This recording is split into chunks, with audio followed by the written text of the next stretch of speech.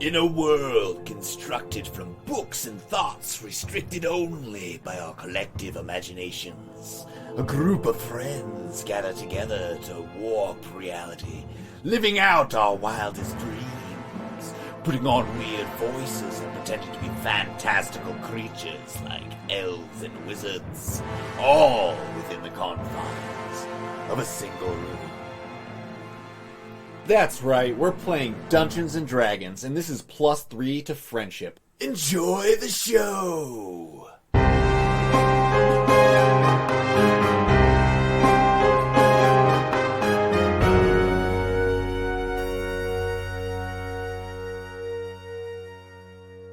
I'm Andreas, and we are going to be running a small D&D campaign that I made up and see if it works. Heck yeah. Yeah! I'm Leo. Today I'll be playing Pastor Christopher Younghusband. More on him later. And who's this fancy folk right here? Hey, everyone. I'm Josh, and I am going to be playing Oliver Twisted. And he's a barbarian, and I hope he hits real hard. I'm sure he will. Those are the hopes. Hell yeah. Do you need to make any other disclosures?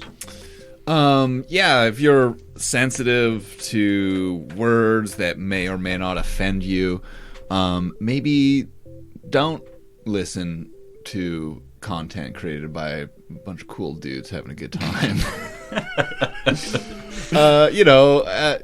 Listen at your own discretion. This is intended for mature audiences, or at least those of legal, I don't know. It's for people who can handle themselves. You know what I mean? Like, I don't wanna guard what I'm about to say. But Can you handle yourself? if you can handle yourself, you might be able to handle us.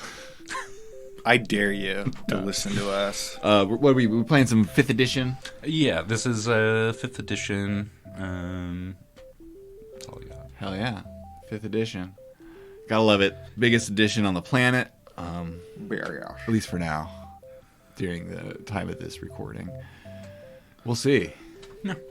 Yeah. And we'll see what we play next. Yeah, we'll see what we play next. Love it. All right. Cool. I'm guessing I'm not going to provide any backstory.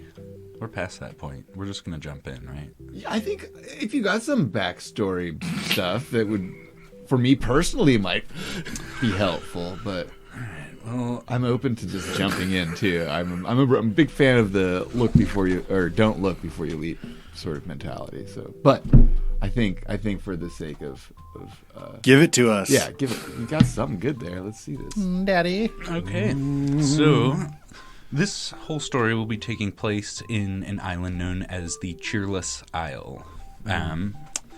It's sort of gone through some weird, tumultuous changes. Some maybe geological, maybe some, I don't know, invented or done by people. That's all going to be explored, maybe. We'll see. But basically, you've got kind of a beautiful river valley that leads to this big keep down there. And that keep was basically the original town on this island. Over the millennia, kind of these towns have been built on, so kind of ruins built on top of ruins. So you've got a kind of a strange mixture of architectures because of it. So I kind of would liken the way that the buildings are in these towns to be kind of like a mouthful of too many teeth. No, you can't do that. It's important to the story. Okay. Yeah, for the listeners out there, Josh was trying to take a picture of this beautiful map that Andreas has in front of us. And It's gorgeous. we'll have to use our memory of our eyes to burn it in, maybe. We'll see. It'll come up. So kind of you've got a great swamp area. You've got several mountain ranges that are there. There's basically a big river valley through the center of this island, and that's where most of these towns and places have really stayed. And then you've got, I don't know. I don't want to talk too much about it, right? I can tell you, like, Balmora, the city in the north, is called Balmora, the sinking city. Think of like Venice, like water for streets, very canal built.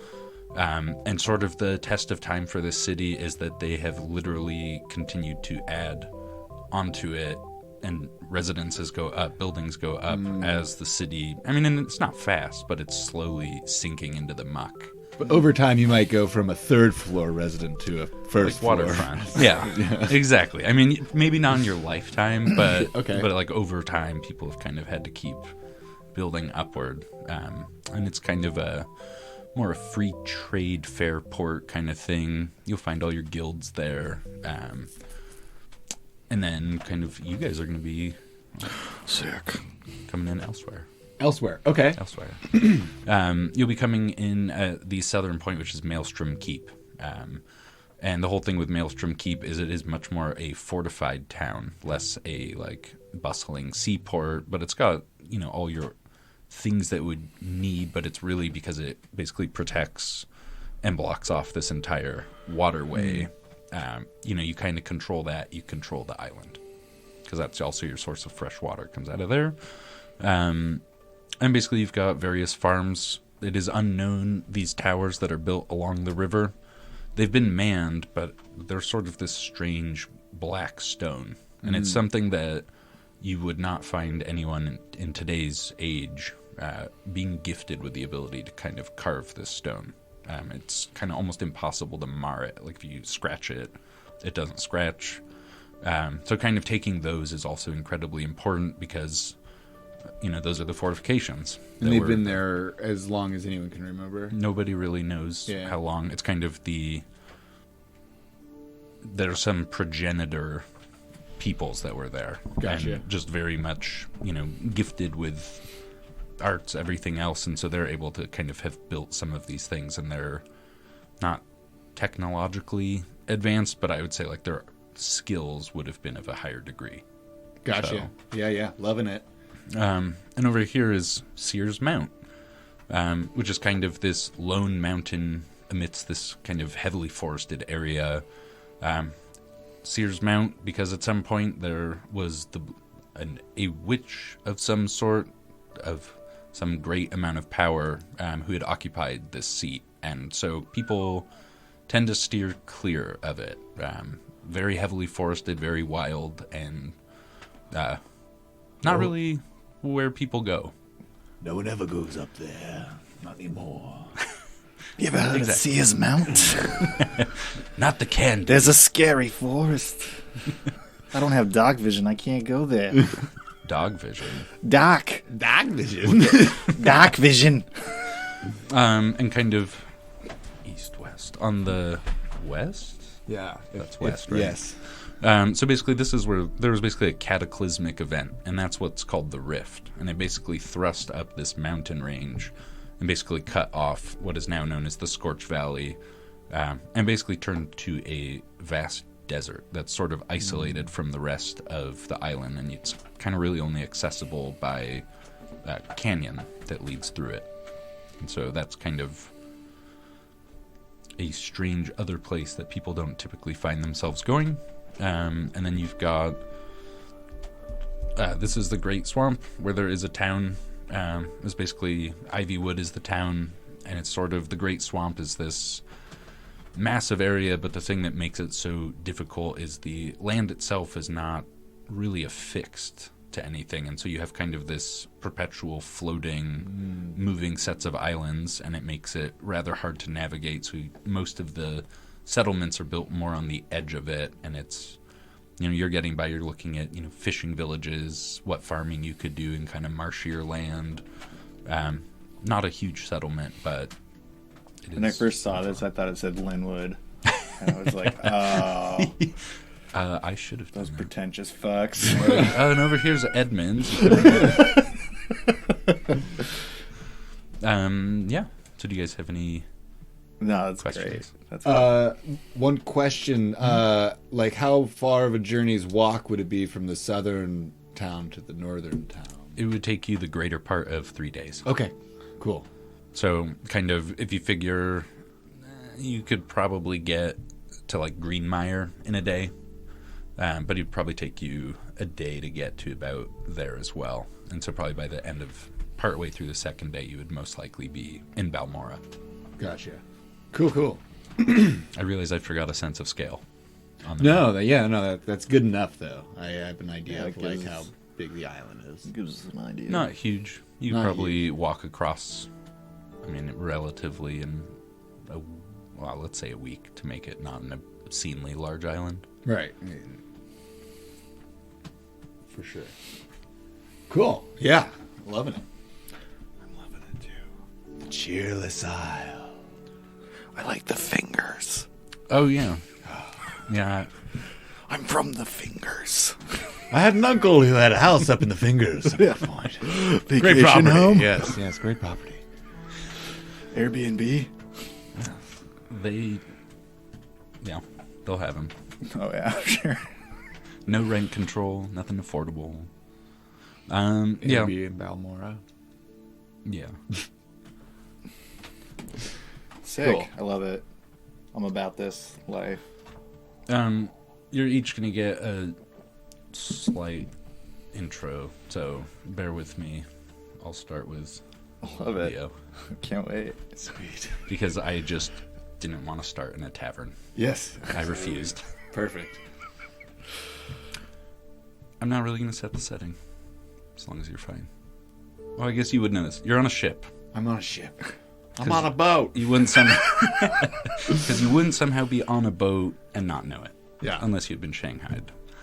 On a boat, it's dark. You sort of wake to prodding and you hear, "My name's Pip, sir. Captain sent me to get you." Pip. Yeah, Captain sent me. Oh, yes. The ship sort of... Good day, Pip. Good day, sir. It's dark in here. Perhaps a little light, and I just like immediately start emanating light off of my body. You see that Pip is fairly, maybe he's 14, 16. He's pretty pale and kind of a gangly, very thin beanpole kind of a person. Okay. A little meek and mild-mannered. Right then, Pip. Lead me to the captain. Of course, sir. And you see him start walking up through you're going through where there's all these other people in hammocks and you've got people's trunks and other luggage there, but you're clearly in economy class. Yeah, I'm trying not to bump anyone, but I'm also very bright and probably disturbing anyone I walk past at this point. Might be able to turn that down a bit.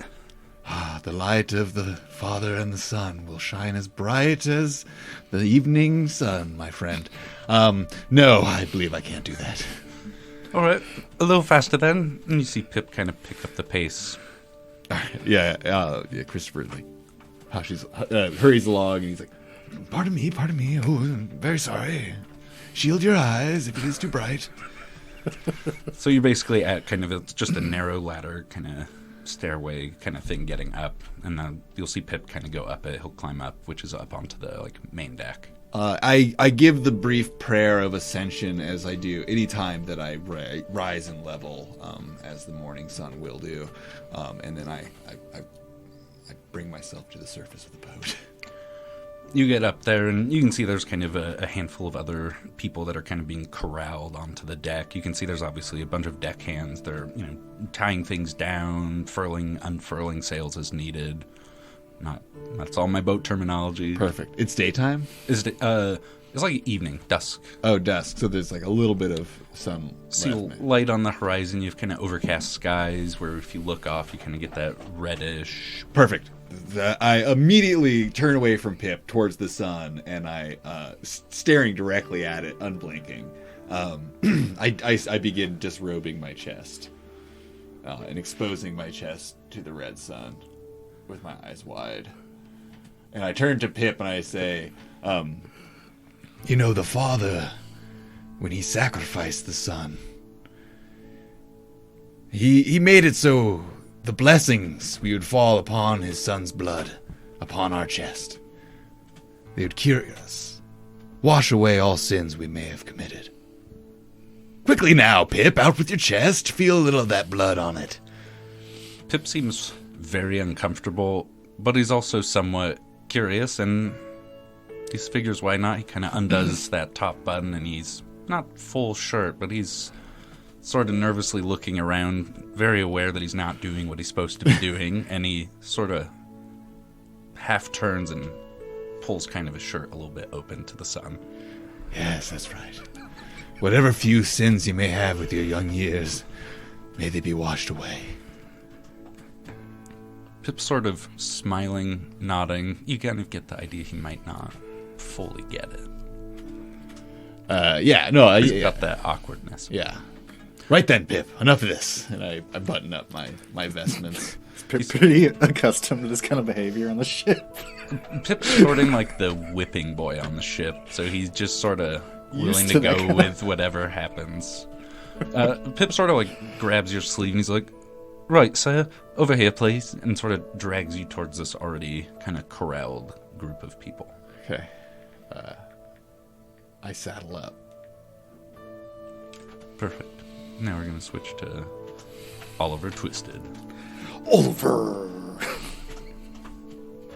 You also wake and know that you're on a ship, but you're being prodded very clearly with a heavy club by a very large man. Oi! What? What do you want? Come on, up with you. Captain wants you on deck. Alright. Come on, Pipper. No, I scoop up my little chicken who's asleep next to me, and put it into my beard. It crawls in and starts chirping awake. I know it's fucking early. Let's go, Pipper. This brute kind of just raises an eyebrow, but he doesn't say anything beyond that, and he's just kind of motions for you to follow. You're getting dragged through the kind of the same area, but you clearly were put off in the back corner of the ship. You were less friendly looking. Coach. Alright, well, take me to the captain. Follow me and mind yourself. Don't wake the others. He sort of... I'll do my best. He's going to drag you over. You'll also get to that same stairwell. He's going to go up.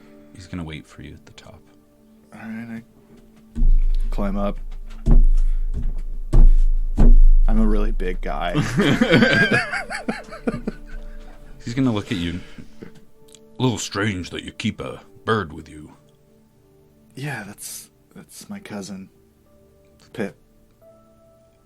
Sure. No, really, cousin. it's my blood-related cousin, Pip. Oh, He goes everywhere I go. all right. He's the best companion a man could ever have. Pip, say hello. See? He's just kind of nodding. He's not 100%. Where's the sure. captain? Let's go. He's going to drag you over. You're also going to end up in the same corralled group. You'll stand on this ship. Do I see Christopher bearing his chest to the sun? Yes, I want that in there. Absolutely. Yes, so while Pip and Christopher are bearing their chests to the sun, you'll have come up. They have not yet fully made it to the group because they're standing there. Oh my god, did I just take Pip's name for my chicken's name? We'll work it in. I'm sorry. I love it. Like, oh, you're Pip. Yeah. Meet Pip. Yes, Okay. love it. You'll also see the same thing. You see that they're clearly just bearing their chests, or Christopher is. Pip seems a little uncomfortable, but they're bearing their chests towards this setting sun with, overcast skies and a little break above the water. I've heard of this. We see a lot of strange things on this boat. You gotta let the sun in, man. That's right. Let it in. Let it wash away your sins. I turn around and bend over and lift my kilt. You gotta let it in.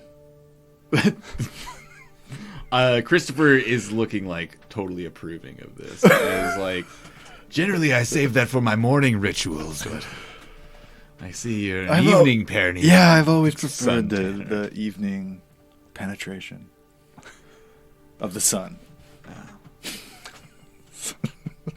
Let it wash over all of your body. Absolutely. We'll just let's move along. I appreciate this, but it is a little out of the ordinary.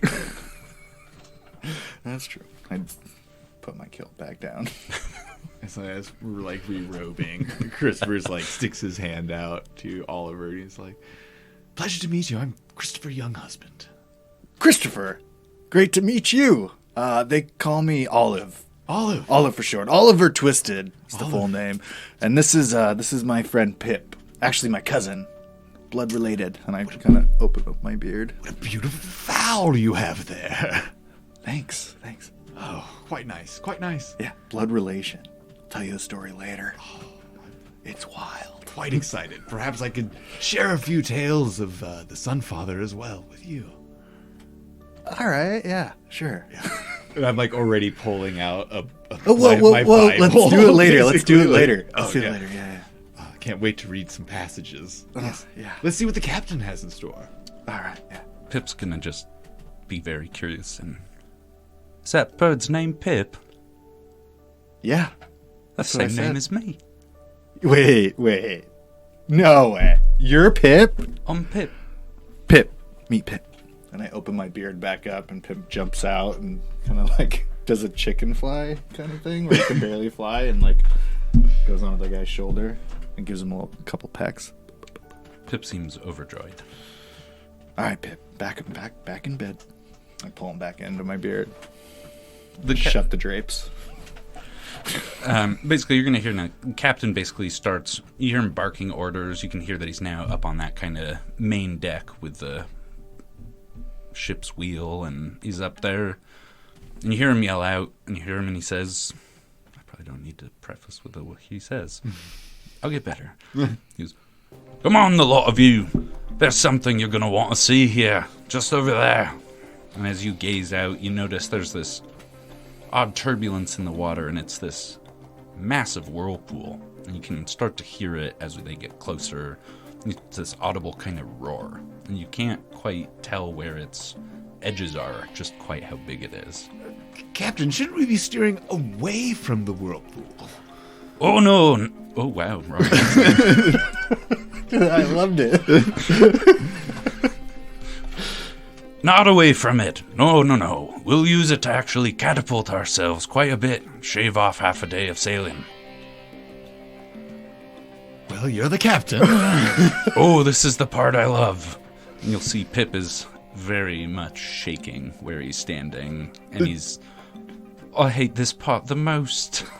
And he is absolutely hating this. And the captain's... Now you see him just sort of shouting, barking orders. People are battening everything down. The sail's been furled, tied up. And your ship is basically... You're going to have it... It's going to coast on that inner rim. Kind of like a basketball right around the rim. And you feel it picking up speed. And you feel kind of the ropes and everything shaking. You hear the... Hold on, Pip.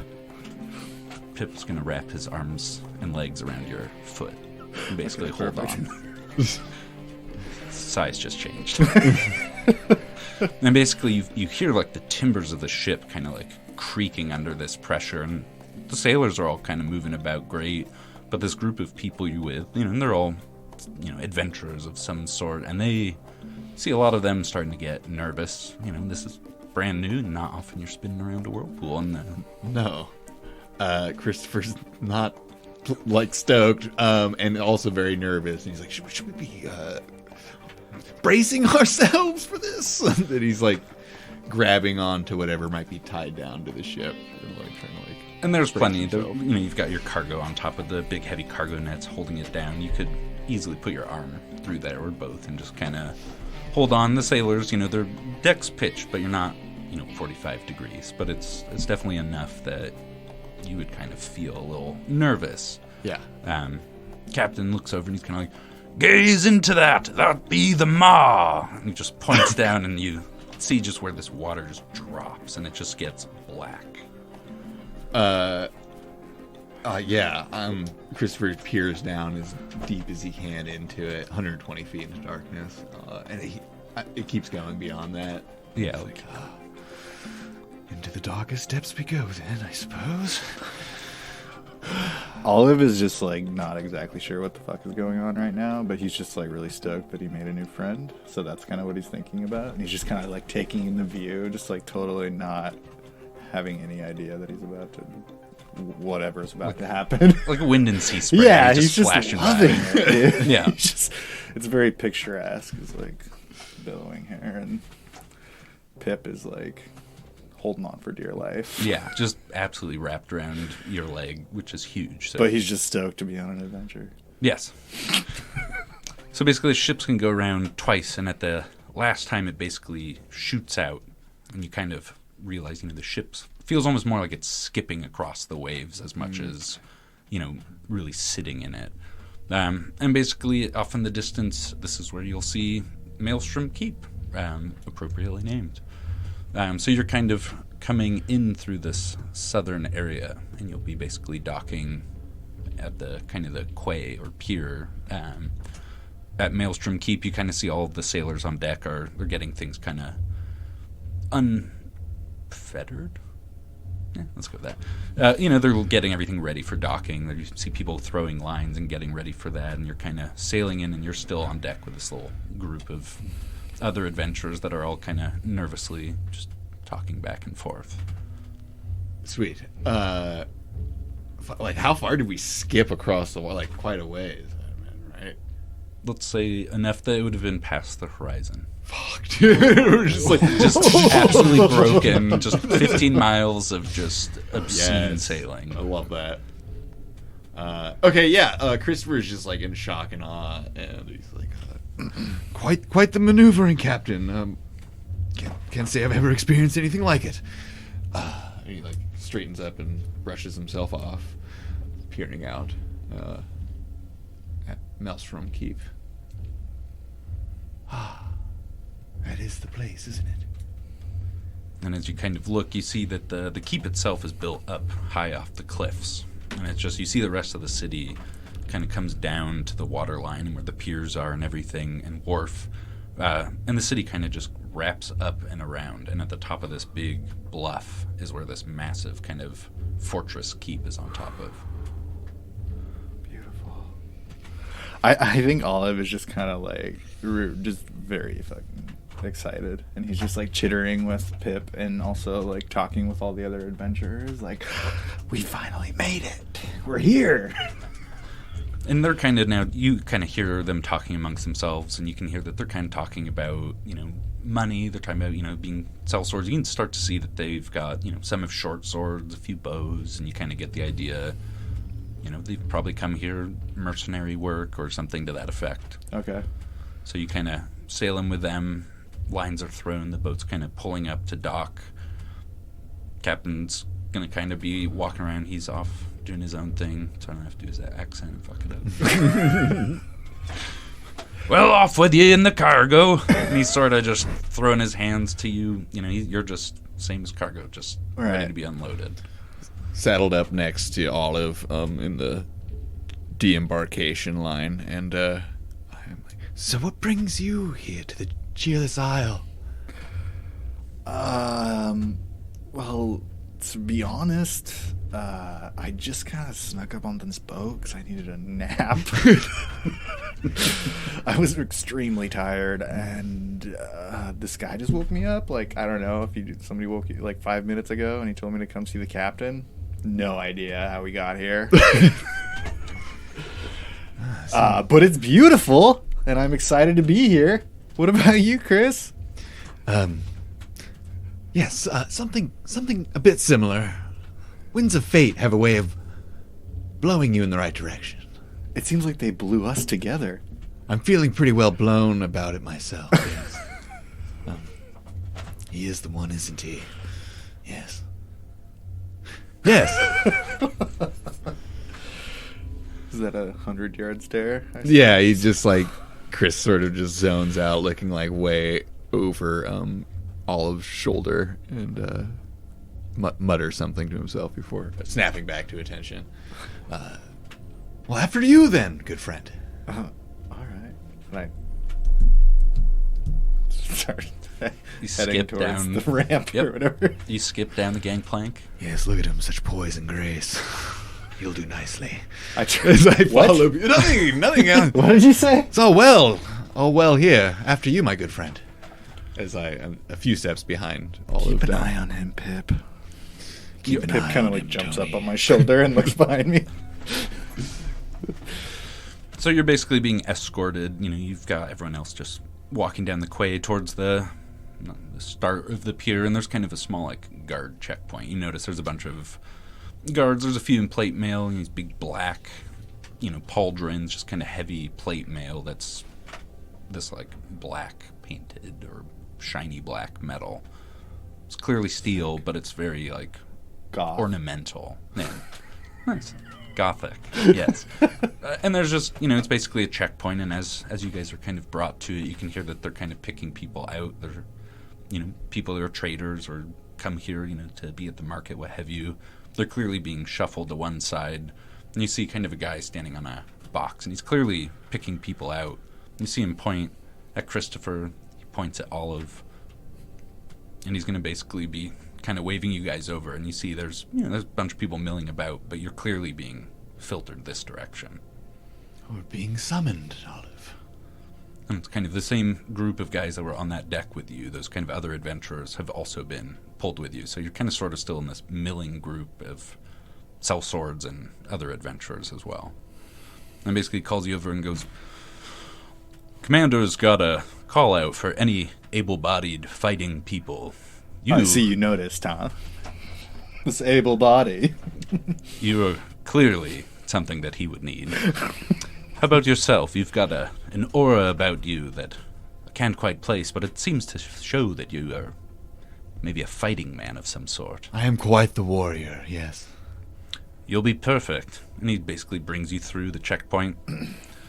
And kind of you guys are brought up kind of through town. So you kind of go near like the central square, and you see it's all of these covered tents, kind of pitched, and there's this big open area, and you've got kind of an outdoor open market. You see people selling charms. There's, various skewers of meat, people selling fish. It's very much a farmer's market of the fantasy realm. So you've got, various people selling, magic scrolls and potions and snake oil salesmen and all the rest. And you kind of get led up this way. And as you're brought up towards the keep, you notice that the buildings themselves they're nicer. They seem more built from stone, not thatch roofs, but, timber and all the rest. So, and as you get kind of closer up there, you see the keep, and you can also see this great kind of cylindrical tower that's up there as well. It's kind of a very tall building, kind of nestled amongst, like kind of in the inner courtyard of the keep. So basically you get up to the gate, you're brought through, it's another checkpoint, and I'm going to take you... As we get up there, I'm attaching the Cheerless Isles charm that I bought at the farmer's market. I'm attaching it to my great axe. And as I do that, you can see that there's many others. Some trinkets. It's Little just like- souvenir spoons. Yeah, it's very loud. It's just like clink, clink, clink, clink, clink. Like, I love that. It's beautiful, though. And so you'll basically be brought into Maelstrom Keep itself, which is a large rectangular building. You can see that there's a long carpeted area basically up to this raised platform where you can see kind of these two smaller chairs and one large chair in the middle, where you see a very large orc wearing also kind of he's got a mixture of like chainmail and some pieces of plate, like one shoulder pauldron and a gauntlet, so he's kind of on this like piecemeal armor set, but he's huge. He kind of dwarfs the chair that he sits in. And kind of as you come in, there's 4 big tables in here, and basically you see there's various guards, there's archers, what have you. I mean, they don't have their gear, but they're clearly, working here. They live here. They're part of the guard, for lack of a phrase. And so they're kind of milling around here. It's generally a buzz, and there's, braziers? No, that's what people wear. Braziers. There's braziers hanging everywhere. There's braziers everywhere. Oh, I think we just missed the party. But there's braziers, so it's pretty well lit. You've got windows. You can see there's various doors, and you see there's also some guards stationed there. And it's, you've basically got these champions, which are in, yep. Is this the tower that we walked into? No, this is like the main hall for the keep. Okay. Yeah. Right. Is there a beautiful view from the window? This is kind of like nestled. I'm just like in looking into walls, basically, because it's like a You can, enclosed keep kind of area. Okay. So you can look out, and I guess you could see over the walls, but it's not like it's looking down and out. Okay. Yeah. It's much more a fortress than a leisurely place. Okay. Cool. So windows are there for light, but not so much for looking out of. Yeah. Totally. And kind of as you get closer, you notice this next to this orc is this kind of veiled figure. He's got his hood drawn, kind of a wizard-like robes on him. Not stars and bright blue, but something to that effect. You can clearly tell he's of some sort of mage's guild. That guy seems mysterious, Chris. He's got an arcane vibe about him. Yeah, I'm picking that up too, man. And you guys will be basically brought up to the platform. And Good day, Mr. Mayor. What was his name again? Did we hear his name being said? Okay, yes. I heard you have a summons for adventuring folk such as yourself. you clearly see that he's, was kind of preoccupied, but he now kind of looks directly at you. I am Commander Bartok. Commander, yes, Bartok. I appreciate you've come to my summons. I have great need for you adventurers. Yes. I drop him a little curtsy. He smiles. Quick wink. The light of Palor is here to shine upon us all. What can we do for you? Yes, yeah. Oh, you believe in Palor. He's got that grand tower here. I'd have never found much use for it. Tower? Palor, you say? It's some temple, Radiant Servant, or whatever those fools call themselves run it here. Is this something that Christopher would be aware of? Yes. It's like... I figured it was kind of part of your... My whole pilgrimage here, maybe. But I didn't want to, steamroll it, so I Okay, figured no, I'd just yeah. put that temple there. That's definitely why Christopher... A big reason why he's here, among others, but that's a big reason. Yes, of course, the Tower of Palor. I've traveled far to come see it. I've honestly never been in it. I've never found a use for words or prayers when a great sword does so much better. I agree. Time and a place. Kind of awkward. Christopher sort of bites his tongue and swallows his words. Very well, and what is it again we are here for? Well, I've gathered you, as you can see, and he's got a map on a table. This is where it's going to originally come in. Beautiful cartography work here. You'll have to talk to the mage. He's the one who made it. Oh, yes. So he basically points here, and he's kind of like, you can see most of our forces are kept down here around Maelstrom Keep, and we take care of Greenmire and the rest of the farmlands. But we don't have enough men and soldiers to basically get around the rest of this island, and so we basically outsource. Little bit of clearing work. Very much so. Something that maybe we wouldn't want on our hands, however. For enough gold, perhaps you would be willing to get that blood on yours. So why are we here?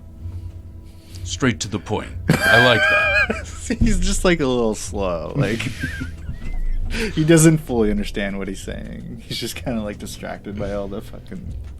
But you're speaking like Shiny shit. He is so sure that you know that you're just cutting to the point. He's impressed so far. We had reports from Greenmire. In a single night, almost all of the town's children vanished. The thing is, there's only 2 ways out of Greenmire. None of those children would have gone through there. You have here the Guardians, 2 towers and a bridge. They're always manned, and there's always watchmen out there, and the southern route is always patrolled with guards. Nobody saw anything. They have called on us, but we cannot get out there, and we don't have enough forces to search the hillsides and country. So, us? You want us to do it? The goal is those of you that are willing to. You would step forward, and I would certainly ensure that if you do this task for me, I'll give you writs of passage to travel anywhere on this island. Think of the children, Olive. Okay. The children are the true light of Yeah. our future. I mean, yeah, I think we'd make a good team for this. What do you think, Chris? And he kind of looks around. I think between you and me, we're the best of the bunch in this whole crowd. I wasn't gonna say I anything, know. but it seems like it. I think if anyone's got a chance of finding these kids, it's obviously us. Yeah. So enough of this. So basically, everyone but 2 people are left. So it's basically you and 2 others And you see that the rest of them kind of seem a little sketchy. This seems a little bit more than they were really interested in. They're here more for a quick buck, less of a sent on a quest. Not the kind of work for your average tomb robber, if you know what I mean. No, that's not. He sort of looks over. Those of you unwilling to take this on, please go with my magister. And mage, Cassio. And yes, I did have to change his last name from Yamaha. And so basically you watch Cassio lead these 4 other adventurers basically out through this side door. The ones who don't want to go on the child rescuing. Okay. Yeah, so they're basically led out. And you kind of notice that of these other 2 people with you, that one of them seems awkwardly gangly. Yeah, I'm definitely eyeing these 2 people with us. And you see Commander Bartok kind of gazes over them. He's like, well, drop your hoods and might as well introduce yourselves. You see the hood drop, and it's very clearly Pip, who has snuck off the boat. Pip, what are you doing here, man? I didn't want to go back around the maw. I couldn't do another one. Yeah, I mean, I get that, I guess. I mean, it seemed pretty like a fucking fun ride to me, but if you can't take it, I get it. What do you got to bring to the table, Pip? Well, I was sort of, did everything, but I used to mostly work for the cook. Okay. Camp cook? I like the sound of that. Bartok's going to kind of look over and... You seem far too small, far too skinny to be in a place like this, unless you 3 are... Well now, Bartok. The greatest light that shines is that of a child's soul. What better light to guide us to children than a child? Right? And we all started off as, like, scrawny little squirts, you know? Little tater tots, our mom's ovens, like... You can't tell me you don't look in those eyes and see your own looking back. We all started there sometime. Yeah. If you don't mind carrying the weight, then by all means... he's going to carry the bags. I like that Let's idea. get that straight.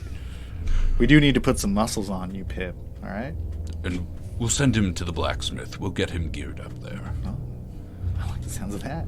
And the other one is a man who introduces himself as Sneed Norvis. No, I'm not doing that accent. I'm using my own voice. He says, I'm Sneed Norvis. I was a pikeman. I served in the king's army long, long ago, but I don't have anything anymore, and I figured I could always get work. I've served as a soldier, and I was part of the first breach of Antioch, and figure, why not serve? That's quite the resume. You're hired. Yeah. Seems like you're fit for the job, Mr. Norvis. I mean, if you're okay with that, Chris, I want to run everything by you first. Partners, No, right? Well, yes, this one will do too. Yes. Wait, what? This one will do, yes. I mean, yes, he looks like a great warrior who could rustle up some kids in a heartbeat. I agree to this. The more the merrier. Pip, keep an eye on him. Are you talking to the chicken or the kid? Kind of both. He looks up at you and he just I mean, nods. it's going to get confusing, so I'm just talking to both of them at all times. Perfect. You see his head on his very narrow neck just bobbing up and down, yes, pretty dramatically. All right. I'm going to force you to go to this part. Yeah, I'm going to force you to go to the smith for one reason. Okay. So you're going to go and kind of... So those people were taken out. Adventurers followed Cassio through this door. You exit basically the left door, and that's going to take you down a hall where the smith's room is. When you get in there, you notice it's a forge. You can see a forge, anvil. There's swords, shields, various armor, hung on the walls. But at the forge is this huge centaur. God, we look at the legs on that one. Wait, is it what kind of centaur is it? He's just the regular kind. Okay, I just didn't checking. want to fuck it up at first. Oh yeah, horse on top, man on bottom, for sure. Okay, cool. It's just a traditional centaur. Oh. I don't know if I could have too much. I was like, how did he hold his smithing weapons with his hooves? Used his feet. Oh, His front feet. His front hands.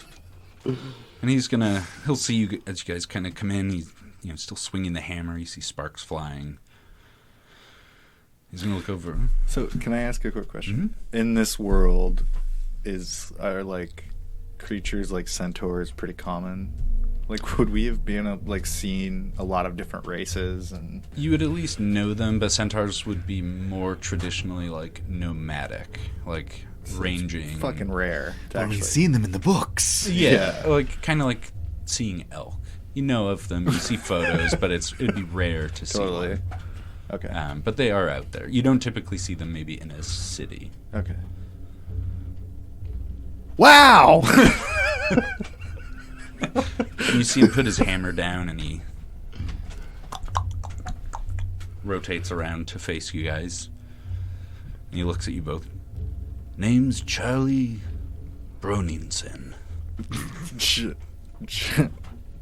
Hey, Charlie. Hey, Mr. Broningson. I'm a huge fan. Thank you. I appreciate that. Yeah. It seems you need weapons, armor, smithing of some sort. I like to go all natural on the armor front, but a weapon, like the sounds of that. You seem to have one already. Oh, that's right. Yeah. This old thing. I could give you another, but it may be far inferior. I know, this thing's great, right? I just start jingling all my charms and everything. Perhaps we could get young Master Pip here outfitted for a battle. Some sort of maybe a skull cap or a pike. And you see him sort of like leaning around trying to like see Pip. This Pip's kind of narrow and still tucked. I behind open you. my beard and show him Pip. Yes, we need some battle barding for this young rooster.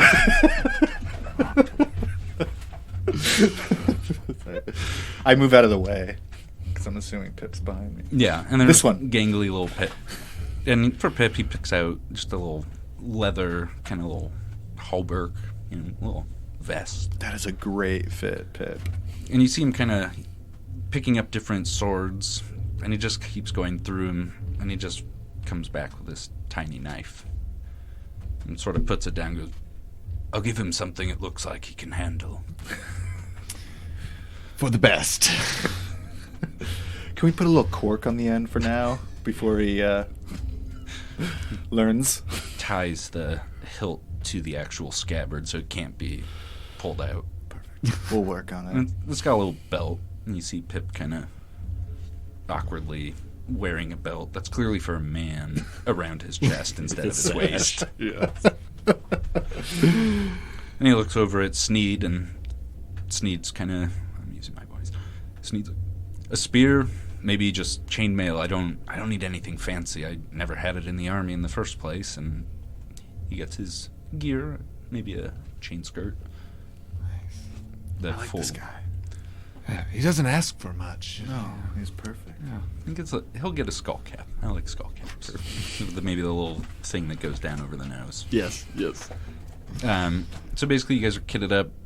Charlie Brunison's kind of, he's like, great, if you ever need anything, I'm a great smith, but I don't have anything for your bird. Well, think about it. I'm sure there's a big market. He rummages around. He's got like scraps of chainmail, and he sort of just breaks some of the links in the center and creates, maybe a couple inch size hole. Toss.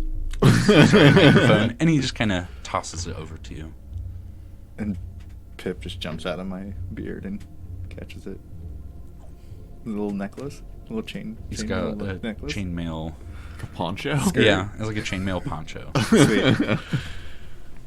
Yeah, this will do great. If he couldn't fly now, he definitely Yeah, won't. He's not going anywhere. Yeah.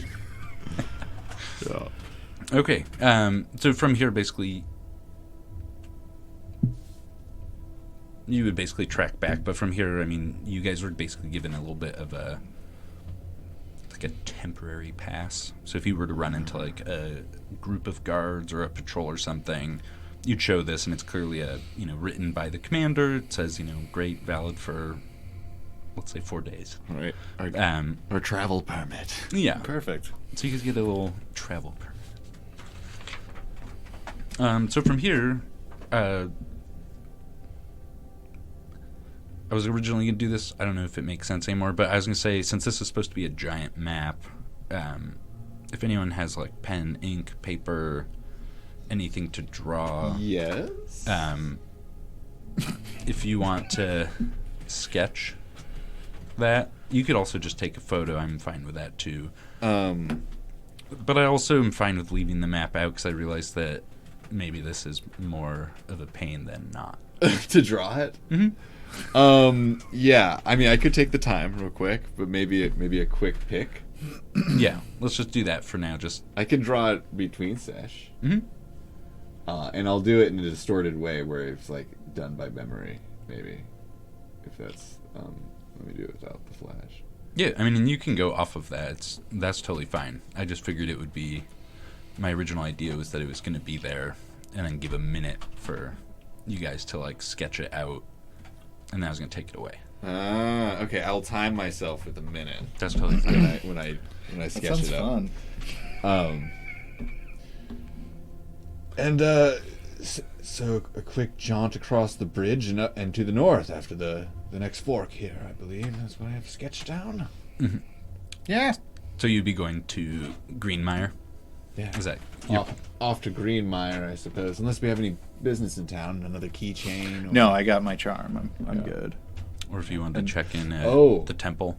Yes. Perhaps I best check in with my with the clergy at the temple, and maybe a quick hike up the tower, just one for good measure, right? Yes.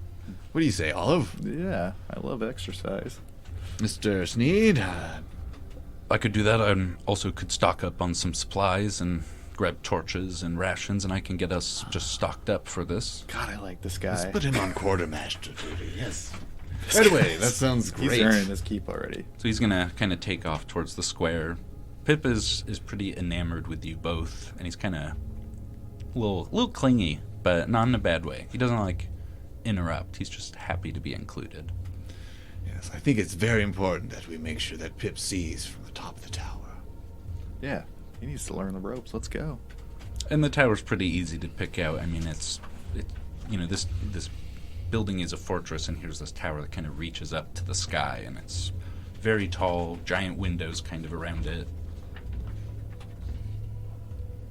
That would be the door, kind of front altar area, but it's got windows kind of all around it, kind of a cathedral of light, and it kind of extends up, and I couldn't figure out how to do it on here, but there's also kind of this stairwell that basically wraps around the interior wall that basically takes you up to the top of this tower. Sweet. And so when you kind of get in here, you can hear there's very clearly, like, hymns just kind of, like, permeating here. Paler rules.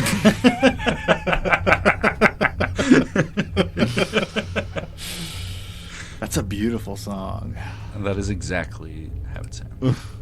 And you come in, and while that chant is happening, it's very ethereal, and you can see there's not anyone, like, in here singing. It just seems to radiate this hymn throughout the building. Yes. Christopher would probably immediately head towards the altar, like bow to his knee, and start giving his prayers to Pelor. Maybe something along the lines of,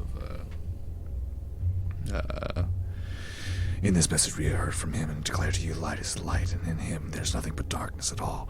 If we claim to have fellowship within him, yet we talk within the darkness, we lie, we do not live without the truth. And on, something along those lines. You kind of hear this, like, clinking sound. And you hear this, the true son of Pelor. He who walks within light. Yes, it is I, Pastor Christopher Younghusband. To whom do I have the pleasure? I am his father's lord's I'm gonna mess that up because you're gonna be the father. I am Morgan Pasham, and this is the temple that I run for our Lord Pelor. Ah, yes. May the Father Son's light shine upon you. What was his name again? Sorry. Morgan Pasham. Morgan Pasham. You run the temple here. I do. I have been so blessed. It is not often we see Pelor's children out here as much. Yes, well, when duty calls. Ah, you come with a mission. Of sorts. I've come when I've heard the call. Of course. Of what, I'm not sure yet, but something here requires Pelor's attention, and I as his vassal. Of course, you must, for when Pelor calls, there is no higher calling. True words. And how are things here at the temple? The temple runs well enough. Nobody seems to come here very more, but this land does not seem loved by the gods. Well, perhaps they just haven't seen the light. Of course. Are you going to be going up the tower? Oh, yes, of course. I've came a long way to see from the heavens. That is how I know you're a true son of Pelor. You cannot resist seeing the world from the top of the tower as he might. Chris, you coming? I'm just like running up the stairs. Another true believer, I see. He's impressed me with his knowledge of our ways, though slightly bastardized. I believe I shan't let such a heathen beat me to the top now, shall I? As I begin frantically running up the stairs. And I'm assuming you guys have left any packs or anything you've had with Pip, right? No, I make sure Pip is coming too. Pip's Quickly, coming. Pip! Okay. To the top. He's got all of our bags, but he's coming. No, he's absolutely coming up, but you see he's you're on, stair 30, and he's still on, stair 2, just kind of holding bags in both arms and just being like, on my way! There's a very childlike joy as Oliver is running up the stairs. He's just kind of laughing maniacally, but in a fun way. Not evil maniacal. Yeah, but it's just he's enjoying himself. Yeah, Christopher is pleased with his enthusiasm, but he's also quite pleased with Pip's slow, steady pace, because it reminds him of the rising sun. And he's like, oh. And he thinks about that for a while. And then he hears in the back of his head, quickly now to the top. It waits. Hey, yes, of course, Tony. Yes, of course. Chris, did you say something? I'm very excited to get to the top. Oh, me too. The speed just gets faster. Okay, so at the top, you're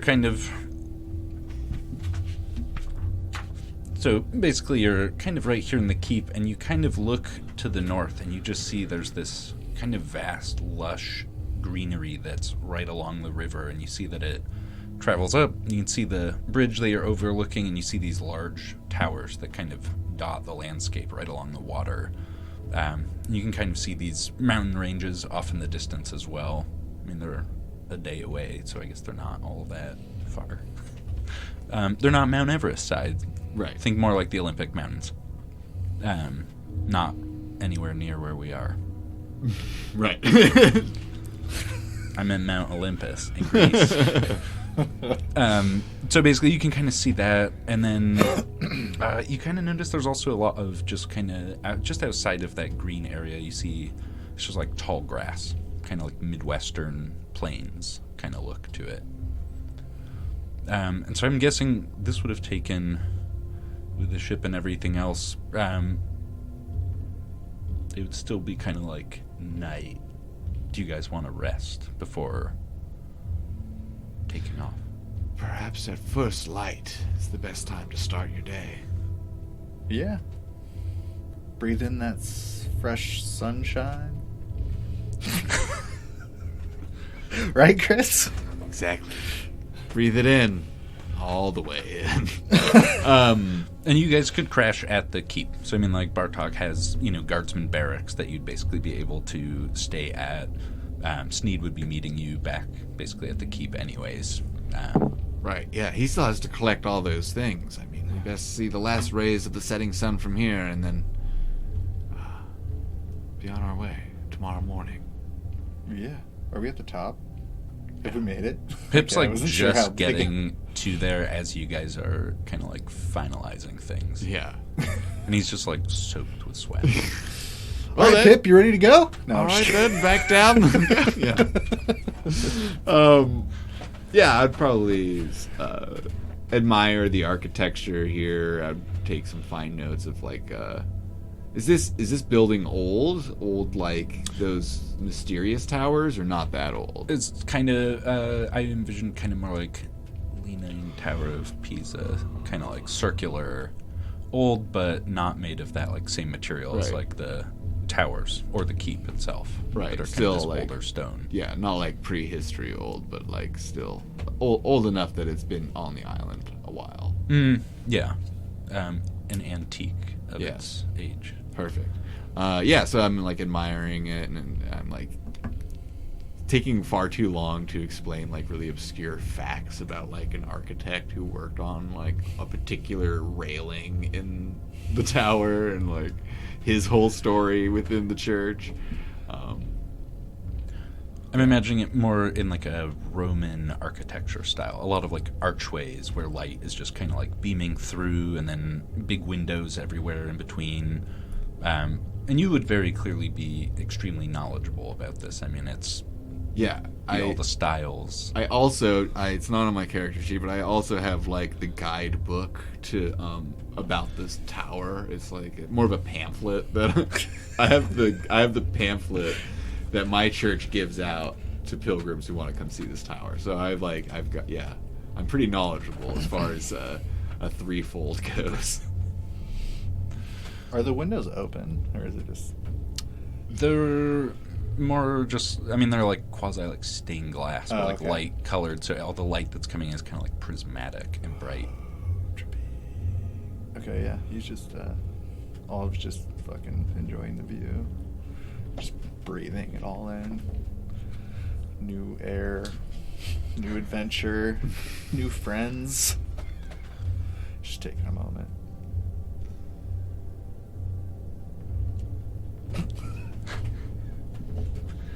Okay, so at this point, like, I mean, Sneed would be getting back. I had it in mind that there's a night market, Ah, so yeah. it still operates, but you're not going to find all the same stuff. But what he would be going and looking for adventuring gear. I mean, torches are going to be helpful for him. No ability to see in the dark. So he's gotten that. He's gotten various bedrolls, some camping supplies, rope, basic adventurer's kit. And he'll basically, I think he could probably gather enough, some shopping bags. So anything that you guys want that you have on your list, or that you would add, like adventuring stuff, if you wanted to add torches or anything like that, I would say that you could absolutely add it. So it'd be your general, like, what's in the adventurer's backpack. Gotcha. Cool. Yeah, I would ask him to pick me up some rope. Okay. He can absolutely do that. Do you have like a 50 feet, 25 feet? I want a 50-foot spool of hempen rope, not that expensive soft stuff, you know. A little rope burn lets you know the suffering of the sun, if you know what I mean. Yeah, I think Olive's a pretty bare bones kind of guy, but he would definitely love a couple torches because he can't see for shit. And Pip gets like a cast iron pan to just add to his pack and already heavy bag. The bird? No. I'm just kidding. He'll get it next. Do you want like a pound of birdseed? Yeah, I mean, I think Pip could like forage for his own food. That's true. It's like Chickens are really good at that. finding a worm here and there, Yeah. you know. Or I'll find it, you know. I could also see, Olive plucking them out of the ground. Yeah. All right. So you guys rest. You guys can also carouse in the keep if you wanted. Is there a railing going down the whole tower? Yeah. I think Olive slides down the railing to get to the bottom. Unless we're staying in the tower, but I think we're going to the keep to sleep, right? Yeah, we're going down those stairs again. Okay. So, Will you roll me an acrobatics check? Sure. before you like when you're climbing up on the rail, I say, wait, and I put my hand on you. And I say, be guided by the light of the Father's Son. And I cast guidance on you. Sick. Do I glow? Yeah, of course. Momentarily, but yes, you glow. And I have to remember what guidance does, but it gives you like advantage on this check or something.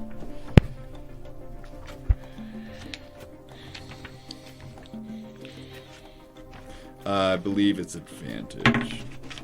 That's nice, because that was on that one. It was a 14. Oh, wait, no. It's, no, 14. you get an extra D4. So 16. Okay. You slide down that rail, no problem. Or do I have to roll a d4? You roll a D4. Oh, it's 4, so 16. Yeah. No advantage, just the D4. Okay. Are you sliding down at arms, legs, like wrapped around it? Legs wrapped around it, but I'm wearing a kilt. So, I mean, I think I did well enough, maybe not to, like, fuck up my nards or anything. No, nothing like that. I mean, the kilt might be blowing up. Yeah. But I have, like, a really firm buttocks that just slides down really Yeah. easily. No. You Bare get ass down first. Which way are you sliding down this thing? Like sitting upright, facing upstairs, facing downstairs? No, I'm facing down, but like I'm head first. straddling the railing. Fuck. Smash. Chris, watch this! Right into the fucking banister. Dude, like, Yeah, how do we fix that? The end of the banister kind of like has a little scoop. ramps, dude. Sick. And Pip also is sliding down the other The side. bird or the child? The bird. Okay. I set him down behind me. He slides down. I won't make you roll for him. He would have no problem with that. Yeah, totally. He can do anything. He's Pip. In my mind. Okay. Chris is not sliding down the banister in his holy temple of Palor, but he approved, obviously. Take his time. Done. Okay. No problem. That's perfect. Pip is still way behind you, though. That's fine. He's like just gone to the top as you guys head down, and he's now started back down. Pip, slide. Do it. It's fun. Pip, do it. You see him sort of like Do it, Pip. just super out of breath. I'll be there. Just wait. You're gonna love it. Pip's not sliding. Pip's gonna spend the rest of the night walking. Okay, so like you guys are headed out back towards the keep. Back towards the keep. There are also inns in town if you were to choose not to stay. I think if we have free lodging at the keep, that's probably where Olive would stay. Yeah, I think we're down with. Christopher doesn't have much money, so he's like does down. Olive. Perfect. Whatever's free. So, and Sneed's already met back up with you guys kind of at the Temple of Pelor at the front perfect. door. So, because I get to railroad to that character. Sneed, my man. How'd it go? Went pretty well. They've got a fantastic night market. Nice. Good street food? I didn't partake. Oh, okay. Just Kill rations. of a nervous tummy. Oh, okay. That's good to Bubble know. guts, yes. It's information we need to know. Okay, so since it is 250, what do you guys want to do? I think it's a good time to pick it up next time. Yeah. That's totally totally fine with me. Yeah, this is good. Let's pause here. Pick up again. And it will switch into D&D. I'm sorry, that is just a long intro of not rolling dice. Oh, yeah. That was That's- D&D. I Yeah, rolled. yeah, True. We got one roll. There was some D&D happening There's there plenty of for D&D. sure. For sure. This is D&D. Yeah.